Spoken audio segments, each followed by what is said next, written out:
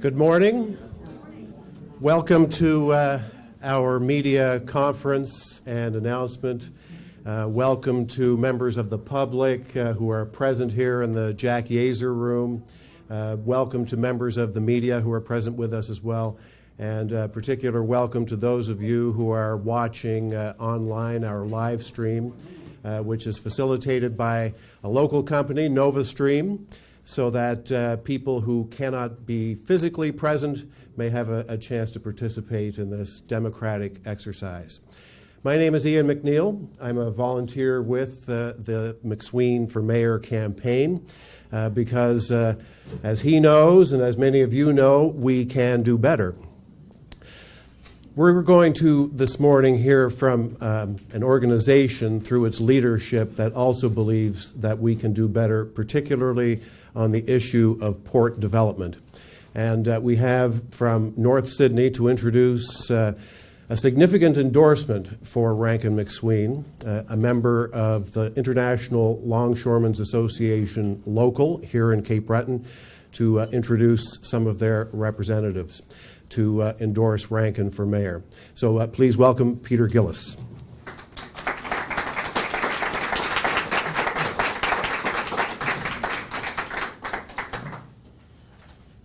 Good morning, everybody, and thanks for coming.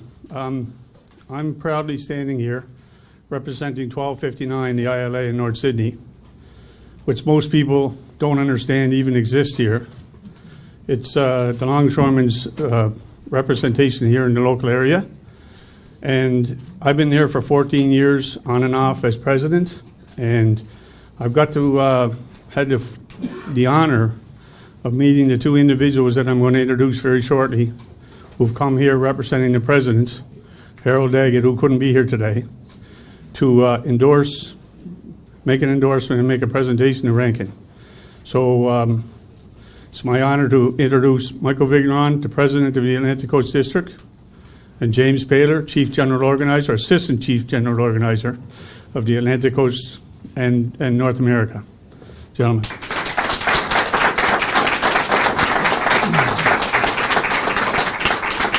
Thank you, Peter. We don't usually get involved in small town politics, big city politics, national politics. We care about generally the people. That's why, people say, why do you keep going up to Cape Breton? They only have like 90 longshoremen up there. I said, well, they're our guys, and that's what we care about. We care about the community. Going back to 2008, Mr. MacSween was fully aboard with taking care of the community. He was for a port that was going to create jobs for the people who lived here. He wasn't worried about the corporate interests as much as he was about the people of Cape Breton, and that's why we're here.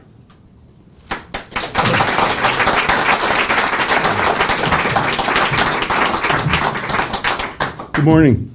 My name's Jim Paler, as was stated, and I'm the assistant general organizer. But I started coming to Cape Breton many years ago when I was a vice president of the ILA, and I come from the Port of Philadelphia. And being up here many times, there's many similarities between our ports. We're involved in a port expansion project that has lingered for many years, close to 25 years. And it's been tied up with political bureaucracy. And after a 25-year fight, we finally have a governor and we have a mayor that are supporting the port for the business that it provides and the job generation and the tax dollars that it provides. So very similar to what you've been analyzing and assessing, and somewhat to a burdensome amount of information has been circulated where the people from the area are questioning, number one, is it real? Number two, is it ever going to happen? And number three, is the potential as great as what they're saying? The answer to that is all yes. And even though we suffer for 25 years or are now on the right track, we think you're on the right track. There's not a major difference in the initiative itself, except for one very significant difference. And we're going to get into that in 1 second. But when we were asked to come up here and endorse Rankin, it was a no-brainer as far as we were concerned, because it was one of consistency, commitment, dedication, and more importantly in our world, integrity. And what we learned from Rankin, and it's not just recently, it's through this whole initiative, that he's been committed and dedicated to making a project work. And from the very beginning, when I got involved, I came up here not knowing anybody. And I found out there's a lot of people that have the foresight to move a project forward. And usually there are investors, which Rankin knew had to be involved. There are political people who have to be involved. There's constituents from the neighborhood who have to be involved. And then there's the curse word that some people turned into a curse word, as labor has to be involved. Labor, governors, mayors, state representatives have something in common. There's people that work on the terminals or on the piers or on the vessels or in a coal mine or in a factory.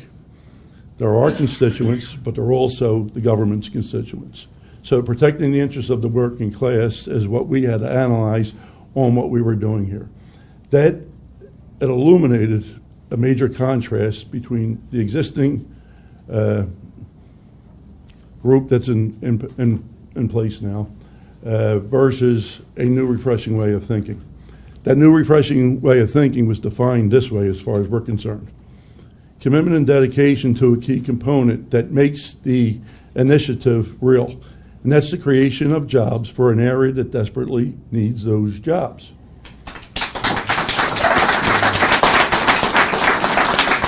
What Rankin hasn't done, he hasn't thrown things out to the public for the purpose of saying, I got to get something out there to make me look good politically.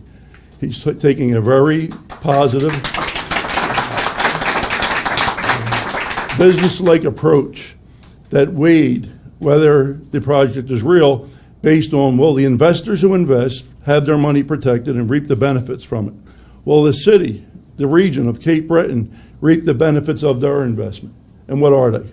A pristine wilderness, number one, that was carved to create a waterfront facility. A beautiful harbor where you actually had to relocate lobsters to protect the environment while you were building this business initiative, protecting the environment. And the return for the region isn't the money that goes into the pockets of the investors or the developers. The return for the region is for the people who live in the region that will work at that facility and be able to buy homes, will be able to buy a pizza with their children on Friday nights and be able to walk into a bank and apply for a mortgage. That's the return for the city. Unfortunately, the existing administration forgot that piece. Now, how do we know that? Mike and I traveled up here in February and we requested a meeting with all those who were involved in taking an original initiative, recreating the initiative, but with mystery in it. And we wanted to know what the mystery was. So when we asked those who were involved in the current administration to explain their initiative, number one, it was unclear. Number two, they were confused on automation and semi-automated, when the original plan has already defined the needs that will make the initiative successful is based on what's semi-automated. What semi-automated means is you will have technology involved with modern machinery, but more importantly, that machine will be run by people. That's where your job generation comes in. The current administration was using a term of fully automated, acting like that's an attractive feature, and all that does is take the jobs of the people who would be performing the work, and it's done by a computer and a piece of machinery. We call them robots. And I've been in Sydney 6 times now. I have not seen a robot walk into any of the restaurants I've been in. I've not seen a robot walk into any of the banks that surround your community. And I've never heard a robot calling up and ordering a pizza. So when you look at the differences between what the current administration has and what Rankin MacSween has stayed with, and his integrity has been tested by those who want to take their piece, their value out of it, he has put the community's interest above all else by protecting the initiative that creates jobs for the community. So when you're turning over your assets for development, there's at least a return for the people who have depended on that harbor or that wilderness for food and clothing. So it was easy for us to say, who do we support? Now, Rankin also was smart enough to recognize when there was a discussion of the possibility of where can Sydney be joined at the hip with an international business. He's not a maritime guy. He doesn't understand the shipping industry.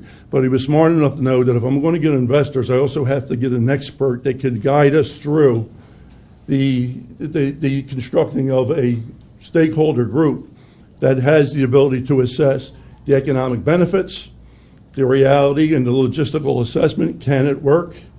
And by doing so, they hired a consultant that, in my opinion, is one of the best. And I worked with him for many years. And they put the program together that even in the beginning, I thought, can Cindy really pull this off? And when you study the presentation that was made, that analyzed all the logistics, there was no question that Cindy can be connected to an international business. Where the present administration is faltering is that you need shipping lines, carriers, customers, which are the beneficial cargo owners. And what you also need is you need the cooperation of those people who will get up in the morning, men and women, put their pants on, put their work boots together, and go out and work in cold weather and hot weather, and work those vessels when they come in, not let them sit and wait till we're ready, that you got to be available around the clock to make that operation work. Rankin knew all that, but he was smart enough to pull people together to put that in place. The current administration ignored all that. And what they did was this. They took the Apollo rocket that landed on the moon, and years later, they put a fresh coat of paint on it. And then they want to take credit for putting people on the moon because they put a fresh coat of paint on an old rocket. But what they did is they stripped the fuel that makes that rocket go. And they're the jobs of the people that would be in those machines that are here.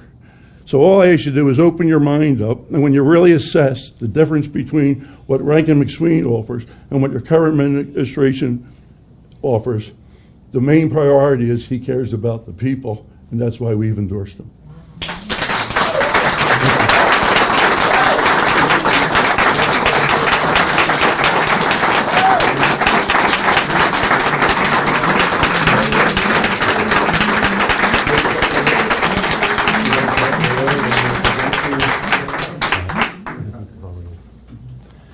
So we're grateful to Michael Vigneron, Peter Gillis, James Paler of the International Longshoremen's Association, who are going to symbolically present a copy of the letter of endorsement from the leadership of the ILA to candidate for mayor in the CBRM, Rankin MacSween.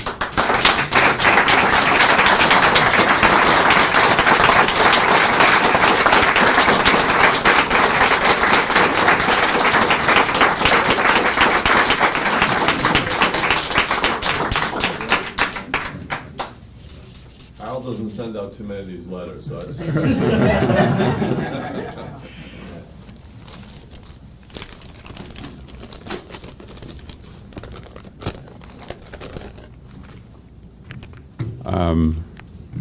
ladies and gentlemen,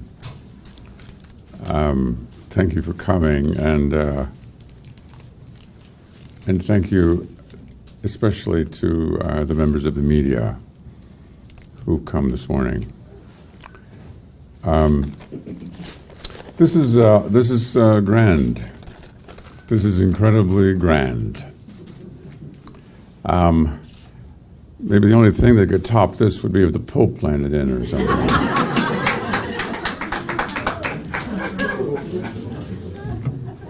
So I mean, to think that here we have Mr. Vigneron from New York, that's come here today, Mr. Paler, who's come from Philadelphia, and Mr. Gillis, who came from Whitney Pier. This is indeed special. So to the ILA, I say thank you. I'm truly humbled and overwhelmed.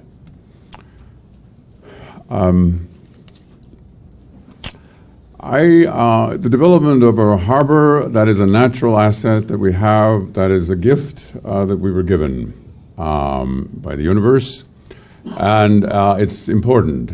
And I think it's also quite important to kind of review what's happened here in terms of the last 4 years. If you go back over the last 4 years, we've had an administration that has gone at this project, gone at this development of the harbor in a way that is careless, and in a way that at times seems desperate. And let's just quickly review that. You know the story of Archibald's Wharf. You know what happened there. You know that this was a small recreational piece of land in downtown North Sydney, and what the municipality decided to do was to sell that piece of land to a private company. Notwithstanding, there were other possibilities in terms of how to accommodate that. You also know that there was a huge outcry from that community. You know that there was objection. You know that hundreds of people turned out to say, no, wait, let's reconsider this. And you know that in haste, that deal was just pushed right through. The interest of those shareholders of this community, those stakeholders, was put aside. You know that. You know as well the story about the sale of the land in respect to Sidport. You know that the municipality bought a piece of land from a private business. The municipality paid $1.2 million for that land, notwithstanding there was no appraisal done, and notwithstanding that according to the rules we're governed under as a municipality, there must be appraisals done when a piece of land is bought or sold, but there was no appraisal done in that instance. And then the municipality took that land, and then it sort of got itself set up as a commercial bank. So what it then did was it made an agreement to sell that land to another company, but in the meantime, until that company was ready to buy that land, they would simply pay a lease. The other interesting thing about that particular deal was that in the meantime, that particular private company does not pay tax. It's an incredible arrangement, a precedent that we now as a community have to live with. There's every reason to believe that that particular piece of land, there are some environmental liabilities. Notably, council was not presented with any analysis in respect to those liabilities. So now we own them. We carry them as a community. Our interests as stakeholders were set aside. But there's one deal that's really in a class all itself, in its own very own league. And that was a deal that was done in June of 2016 when the municipality did a deal with a private company called Harbor Ports Development Partners.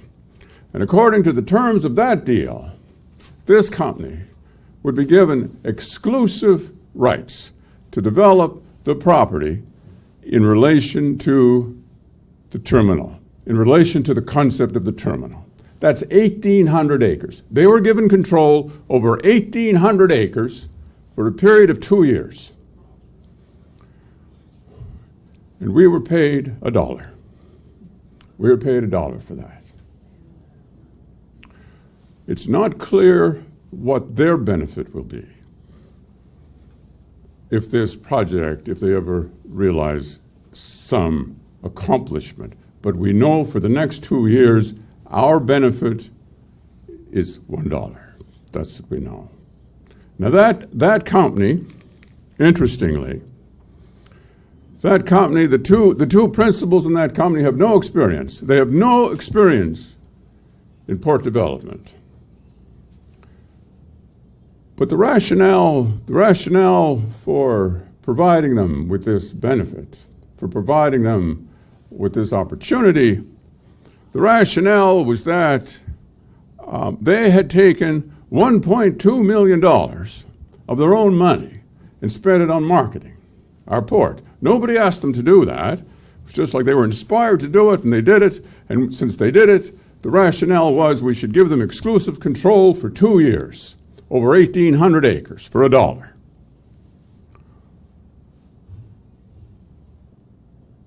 Now, the problem with that is it's really hard not to be suspicious.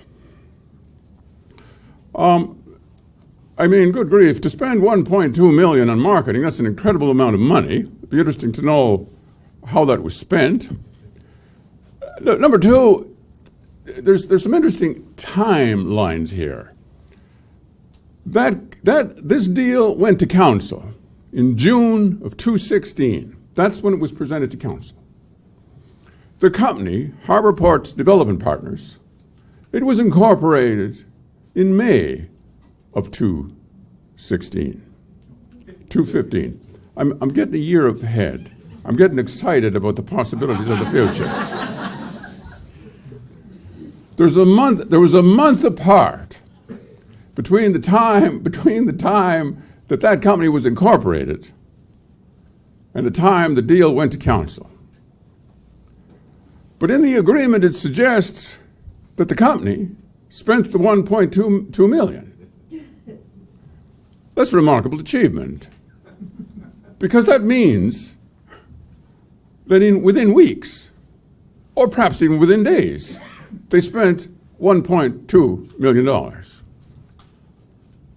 It's just, I'm not saying they didn't do it. It's just quite hard not to wonder about it.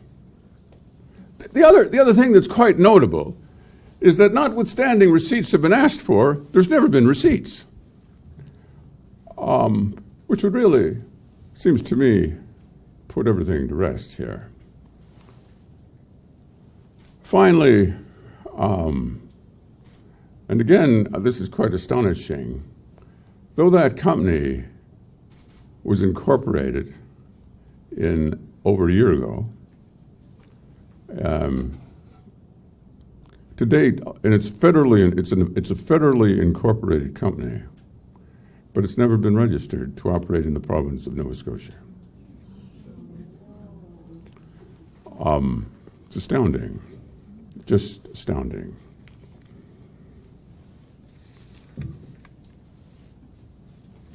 The ILA is a big deal. The ILA is involved in the business of moving containers all through the eastern seaboard of the U.S. into the Gulf. I've been advised, not by these gentlemen, but by others, that they actually move 99.9% of the containers along that coast. They're a big deal. They're at the table in respect to the industry. Now, it's notable, as Jim gently advised us, that they've been here, this year alone, they've been here on 2 other occasions. And in both of those occasions, they came with the understanding and with the aspiration to meet with the mayor and to meet with council. Those approaches were refused. Those approaches were refused. That is wrong. That is absolutely wrong.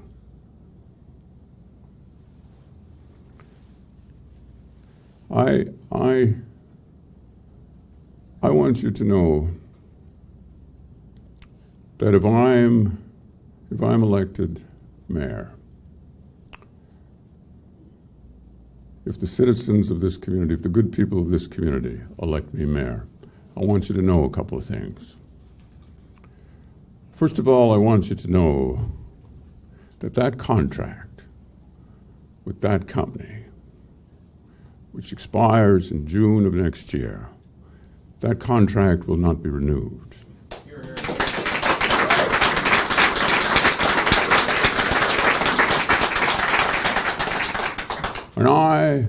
And I want you to know that when that contract expires, there will be an open process.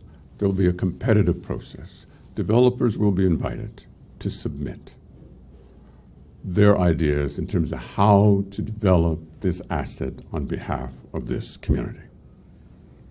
That will be competitive and that will be transparent.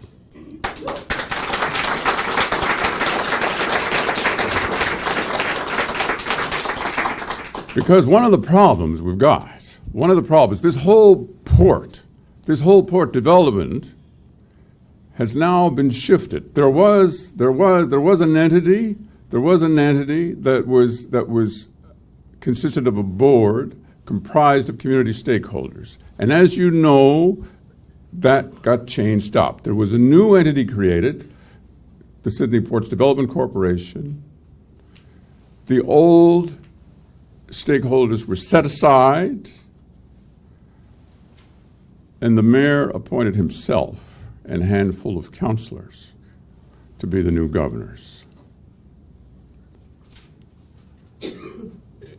Interestingly, although really, it is really a subcommittee of council. They meet in private. Nothing is open, nothing is transparent. That is a long way from the declarations the mayor made 4 years ago when he talked about an open and a transparent way of doing business in this community.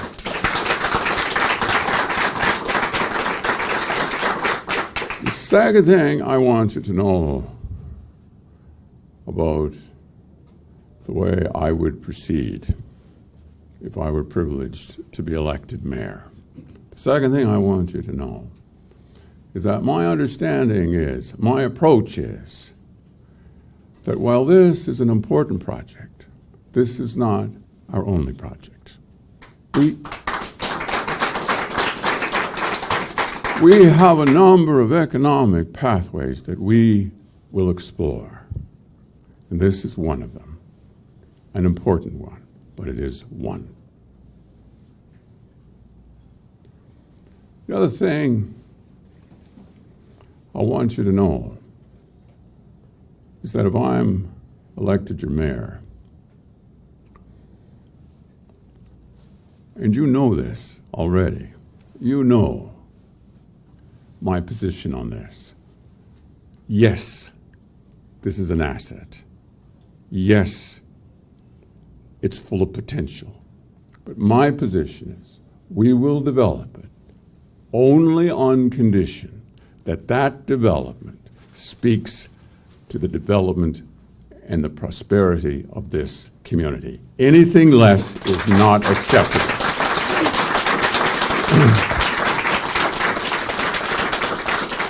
This is our land. This is our community. This is our harbor. This is the gift we were given. We will be the beneficiaries. We deserve to be the beneficiaries of this possibility.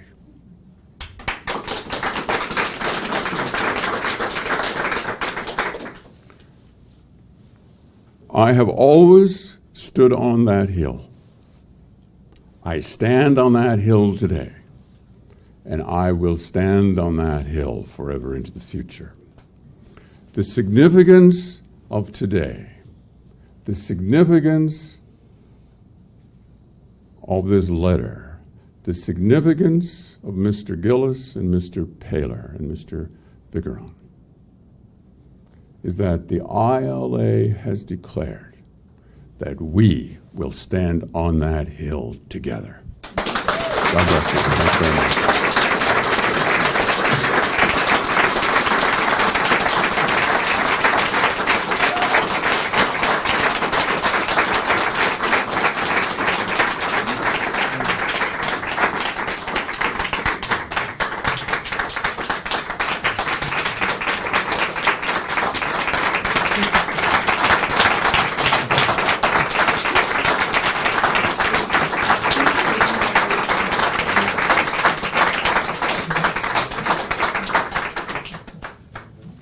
Rankin MacSween will be available just to the side of the stage for interviews with media. And in the meantime, thank you for all of you who made the effort to be here and physically present with us, and for those of you who joined us in the NovaStream live stream online through YouTube and Facebook. While you're on Facebook, explore the Rankin for Mayor page. And there's also a Rankin for Mayor website, so explore those as well. I'm Ian McNeil. Thanks very much for being here.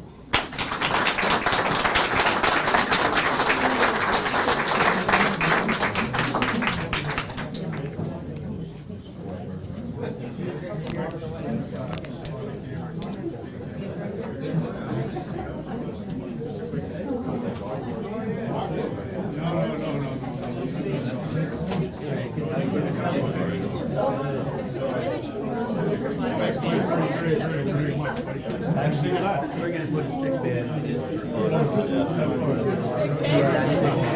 Well, you know,